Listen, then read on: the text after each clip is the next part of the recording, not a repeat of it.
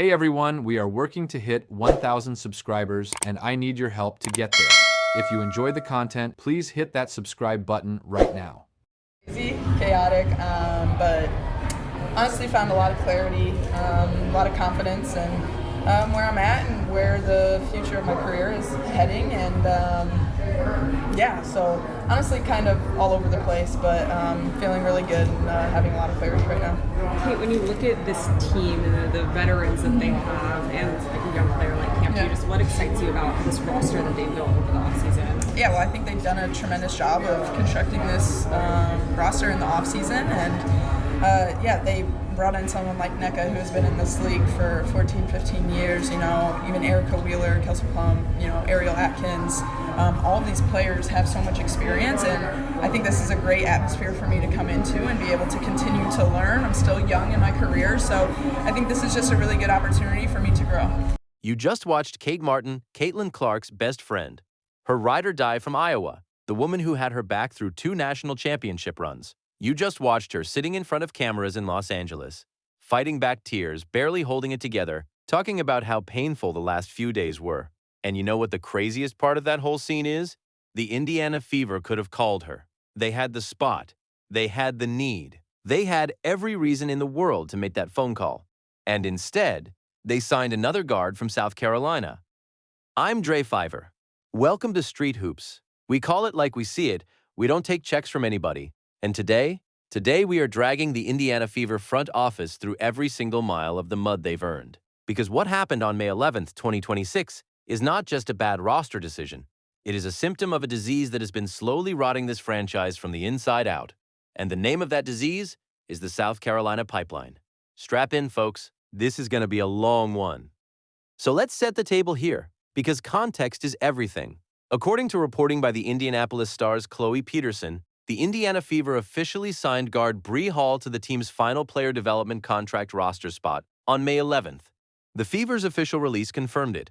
Hall, a guard out of South Carolina, a 2-time NCAA national champion, originally drafted 20th overall by Indiana in the 2025 WNBA draft. She was waived after training camp last year, spent time on hardship deals with the Golden State Valkyries, then came back on a hardship contract with Indiana in September of 2025. She played 4 games in the postseason. 4 games. And now she's back on a development deal. Let me be crystal clear here. This is not a Bree Hall problem. I have nothing against Bree Hall. She worked hard, she kept showing up, she kept getting waived and signed and waived again. And she's still here. That's actually kind of inspiring. This is not about Bree Hall the person or the player. This is about Stephanie White, Amber Cox, and Kelly Krossoff, the 3 people running this franchise, using their last available development roster spot on a fringe guard, when the entire WNBA fan base was screaming at them to address a completely different position entirely. Because here's what the Fever roster looks like right now. According to their official depth chart as reported by Sports Illustrated, the Fever have Caitlin Clark, Kelsey Mitchell, Raven Johnson, Tyasha Harris, Sophie Cunningham, Lexi Hull, and Shatori Walker-Kimbrough in the backcourt. That's 7 guards already on this roster. 7. And now you just added Bree Hall to a development spot that can only be activated for 12 games all season. You have more guards than a Secret Service detail, and you're out here putting another one in uniform. Meanwhile, and I need everybody to pay attention to this part, Monique Billings went into the season opener dealing with an ankle injury. As reported ahead of the season by multiple outlets covering the Fever's depth chart, Billings was considered day-to-day entering the year. Damiris Dantas is a foul machine who occasionally drops a 3. Michaela Timpson is still developing. And Maisha Hines-Allen, bless her heart, looks imposing until you actually watch her play interior defense. And then it's like watching the Pillsbury Doughboy guard the paint. The Fever lost their season opener 107-104 to the Dallas Wings. They needed their stars. Clark dropped 20 points, 7 assists, and 5 rebounds. Mitchell went off. Aaliyah Boston contributed. And they still lost. They lost because this team's depth and front court construction are held together with duct tape and wishful thinking. And the front office's response to that? Sign another guard. From South Carolina. I'm going to let that land for a second. Now let's talk about the elephant in the room. The one that's wearing Gamecock gear and courtside tickets. Because according to reporting by Sports Illustrated, with the signing of Bree Hall, the Indiana Fever now have 4. Count 'em, 4. Players on their roster who came from the University of South Carolina. Aliyah Boston, who has been here since 2023. Tyasha Harris, signed this offseason. Raven Johnson, their first-round pick in the 2026 draft. And now, Bree Hall. As noted by Indy Star's Chloe Peterson, this gives the Fever more players from a single college program than any other team in the entire WNBA. 4 South Carolina players on one WNBA roster. Now I want to ask a genuine question, and I'm being dead serious here. Is Dawn Staley the shadow GM of the Indiana Fever? Because at some point this stops being a coincidence and starts being a pattern. And patterns tell stories. Aliyah Boston, number 1 pick. 2023. South Carolina. Fine, she earned it. She was one of the best players in college basketball. No issue there. Tyasha Harris, signed this offseason. Harris was a guard under Staley from 2016 to 2020 at South Carolina. Now she's a Fever. Raven Johnson, first round, 10th overall, 2026 draft. Johnson just finished 4 years in Columbia under Staley. And now, Bree Hall, drafted by Indiana last year, waived, brought back on hardship, now on a development deal. Another guard. Another Gamecock. Somebody in that front office has a direct line to Columbia, South Carolina. And the fans noticed. As reported by Athlon Sports, the Fever's decision to select Johnson in the first round of this year's draft already upset a significant portion of Caitlin Clark's fan base, who wanted Indiana to use that pick on a different position, specifically a player who could contribute at the forward or center spot and provide real front court depth. The Fever said no. They went Gamecocked guard. Again. And look, I hear the counter-argument, I really do. South Carolina is the greatest program in women's college basketball right now. Dawn Staley has built something genuinely historic in Columbia. As noted across multiple national outlets, Staley's program has been to 5 of the last 6 national championship games. She develops elite talent. You could make a coherent argument that going to that well repeatedly makes sense. I could write that column. But you know what I can't do? I can't write the column explaining why you're stacking guards 6 and 7 deep on a team that needs length, size, and versatility to contend for a championship. Being a good college program doesn't mean all your graduates fit the same WNBA roster hole.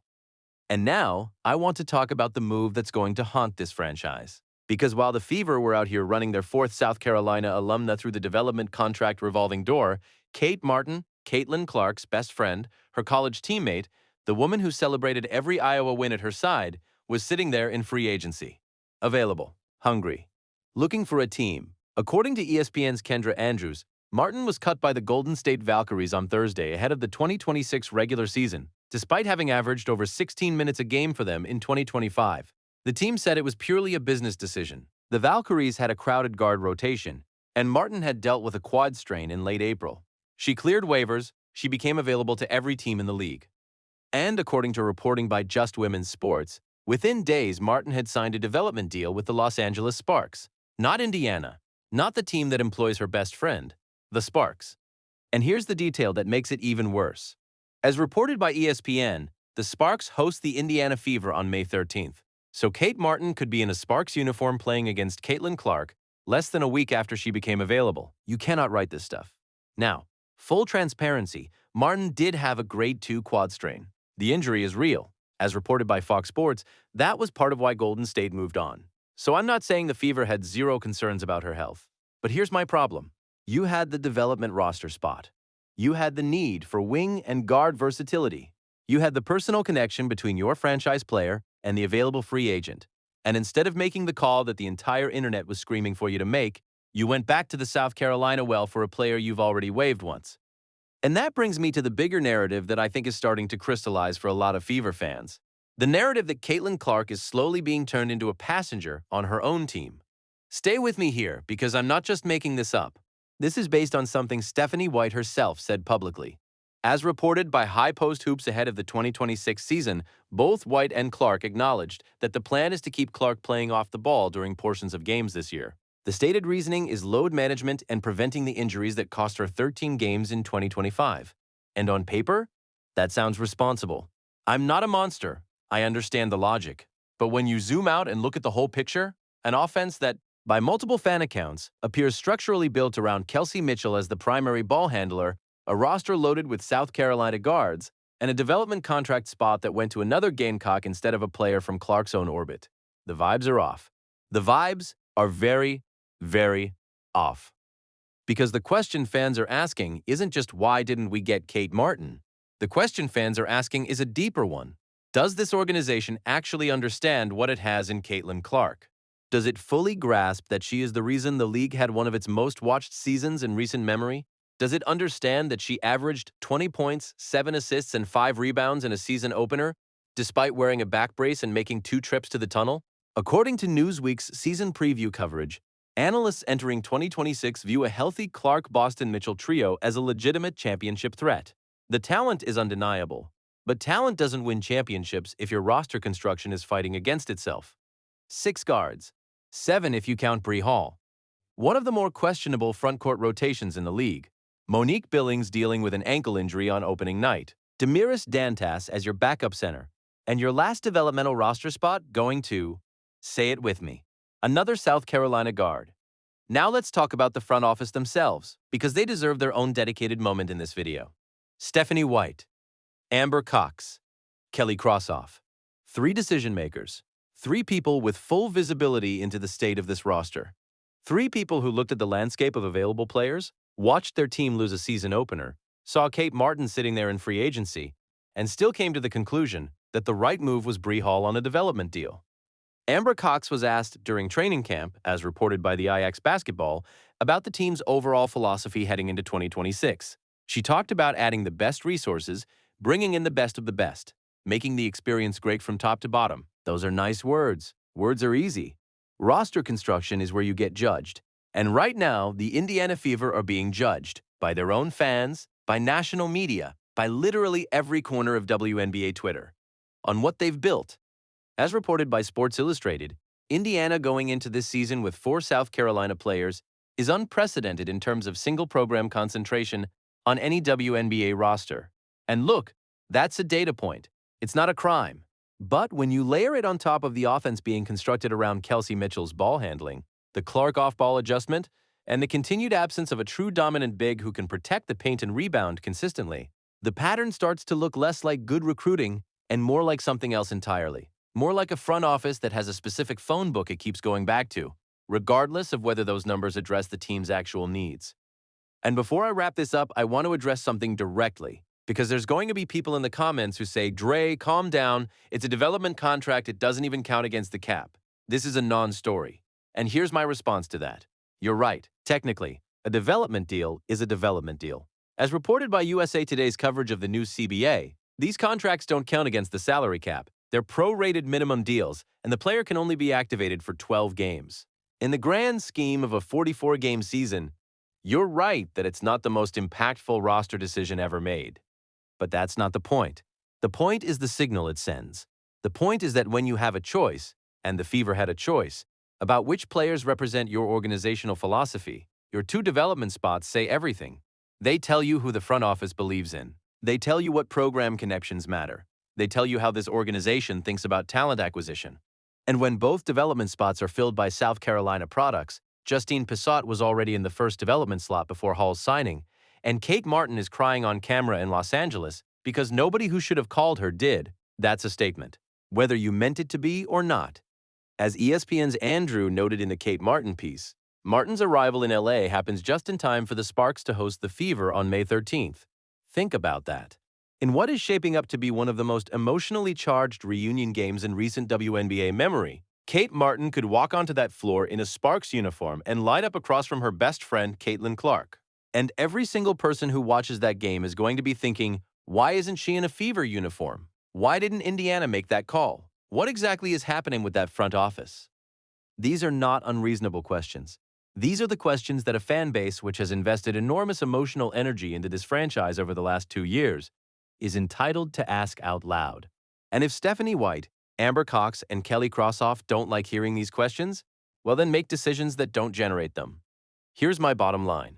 The Indiana Fever in 2026 are a fascinating and frustrating paradox. On paper, they are a genuine championship contender.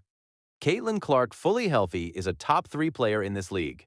Kelsey Mitchell, fresh off an All-NBA first-team selection and a 20-point-per-game season, is one of the most dangerous scorers in the game. Aliyah Boston at center is a versatile, intelligent anchor that most teams would build around.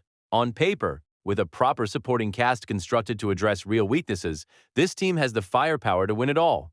But the front office keeps getting in their own way. They keep going back to the same program. They keep stacking guards in a league where length, rebounding, and front court depth win series. They keep filling roster spots with players who check an organizational comfort box rather than players who fill a competitive need. And in doing so, they are quietly but consistently failing the player who gave them everything. The player who came to Indianapolis and, overnight, transformed this franchise from a punchline into a phenomenon. Caitlin Clark is not a third wheel. She should not be treated like one. She should not have to go into a season where her college best friend is in a rival uniform, where the team's offense is being restructured around her playing off the ball, and where the last available roster spot went to a fourth South Carolina connection instead of anyone who might actually help her win a title. Here's what I know. You've got Monique Billings banged up. You've got Damiris Dantas as your emergency center option. You've got a front court that is, to be generous, a work in progress. And you've got an offseason where Kate Martin, healthy enough to sign, available enough to take a development deal, walked through a door that should have been labeled Indiana. But it wasn't. It was labeled Los Angeles. Maybe I'm wrong. Maybe Bree Hall develops into something special by Game 12 of her 12-game activation window. Maybe Dantas finds her footing. Maybe Billings stays healthy.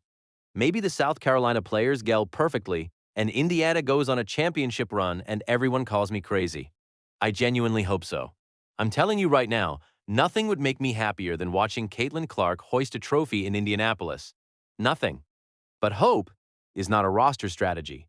And right now, the Indiana Fever's front office is operating on something dangerously close to it. They had a choice on May 11th. They had two options sitting in front of them. A player their franchise star has a deep personal connection with, who can play multiple positions, who has toughness and winning experience, who just spent a year averaging over 16 minutes in the WNBA, or a guard they've already waived once from a program they've already dipped into 3 times this year alone. They chose the fourth Gamecock? That's the Indiana Fever for you, folks. Street Hoops doesn't do fluff. We don't do index cards. We don't take checks from front offices. And we don't look the other way when a franchise with a once-in-a-generation player keeps making decisions that look like they're working against her. If this video hit you the way I think it did, if you're sitting there right now going, Dre, I've been saying this for months, then I need you to smash that like button right now.